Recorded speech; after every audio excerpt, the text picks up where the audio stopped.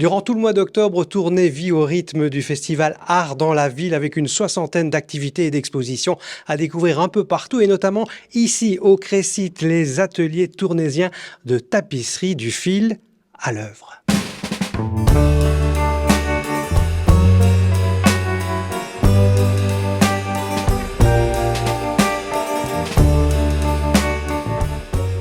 Et nous voici donc au Crécite où nous allons rejoindre son directeur Benoît Stéphane pour évoquer la manière dont le Crécite s'implique dans ce festival Art dans la ville. Alors Benoît, merci de nous recevoir. Qu'est-ce qui est proposé cette année aux Tournaisiens et aux autres d'ailleurs ? Alors, cette année-ci, c'est un peu particulier dans le sens où avant, on accueillait un artiste que l'on voulait promotionner. Cette année, on a décidé de mettre en avant nos activités et le Tuft, puisque le nouvel atelier Tuft qui est là. En plus, on se retrouve dans un moment donné où il y a plusieurs étapes différentes au niveau de la production de tapisserie. Donc, il y a par exemple ici le montage d'un métier. Et donc, ça va permettre aux gens de voir, entre le moment où on tisse, il y a tout un préparatif avant du montage du métier. Elle monte la chaîne et donc vous avez l'œuvre qui va être tissée, qui est ici derrière et qui servira de carton. Donc c'est le carton de la tapisserie qui est réalisé par un artiste, François Infray. Dès que la chaîne est montée, le carton va venir se mettre derrière la chaîne et donc la lissière va pouvoir commencer à tisser. Et pour les curieux, on est vraiment dans des techniques tout à fait spécifiques et uniques. Ah, on est sur les techniques ancestrales et donc ici c'est la particularité du Crécite, c'est que d'abord tout est fait main. Donc vous voyez que le montage de la chaîne se fait à la main. Et tout le tissage et tout le processus va se faire à la main. Et donc, on est vraiment sur les techniques ancestrales de l'époque des grandes tapisseries de Tournai. Qui commande ce type d'œuvre ? C'est un peu tout le monde finalement ? Ou peut-être pas tout le monde ? Alors, nos clients, ce sont soit des galeries, des artistes, des privés qui achètent des cartons.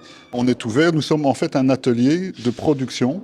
Et donc, n'importe qui a un carton et qui souhaite faire une tapisserie vient chez nous, on fait un devis, on regarde le projet, on regarde les couleurs, on regarde la difficulté, on regarde les techniques, les contraintes que l'on a nous. On fait le devis, ils acceptent, on fait la tapisserie. Et donc, pour le moment, je peux vous dire qu'on a du boulot jusqu'en 2028.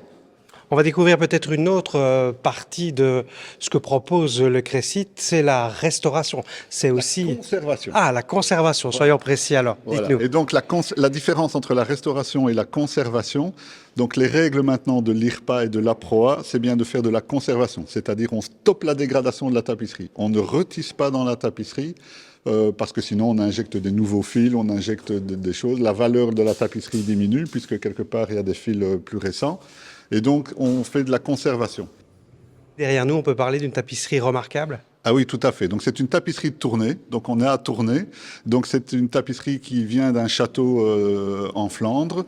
Et donc, elle est visible ici. Elle ne sera pas visible longtemps puisqu'elle va repartir chez le propriétaire. Et le château n'est pas visitable. Donc, c'est le moment unique pour pouvoir la voir. Et donc, ici, elle est terminée au niveau de sa conservation. Tous les travaux sont réalisés. C'est un travail qui a duré plus ou moins un an et demi pour pouvoir la remettre en état. Et voilà, elle va repartir. Elle est terminée. Donc, on en profite tant qu'on peut. On va voir maintenant une nouvelle technique qui existe ici depuis finalement assez peu de temps. Le titre de l'expo s'appelle « Du fil à l'œuvre ». Parce qu'on passe des techniques ancestrales à la modernité qui est ici, mais on reste toujours lié à un fil.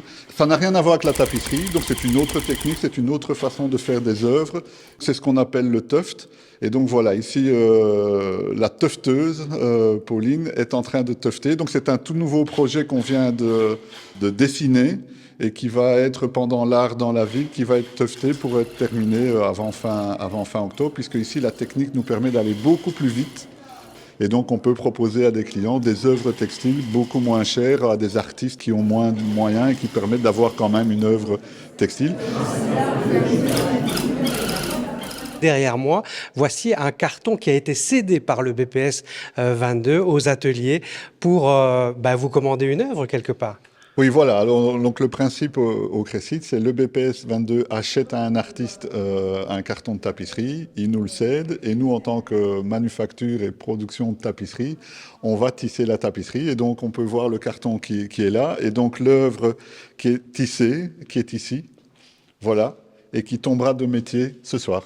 Alors, on appelle ça une tombée de métier. Pourquoi ? Oui, alors, tombée de métier. Donc la lissière, en fait, elle a tissé ici, et donc la partie visible de la tapisserie n'a toujours été que cette petite partie, c'est au niveau de la taille.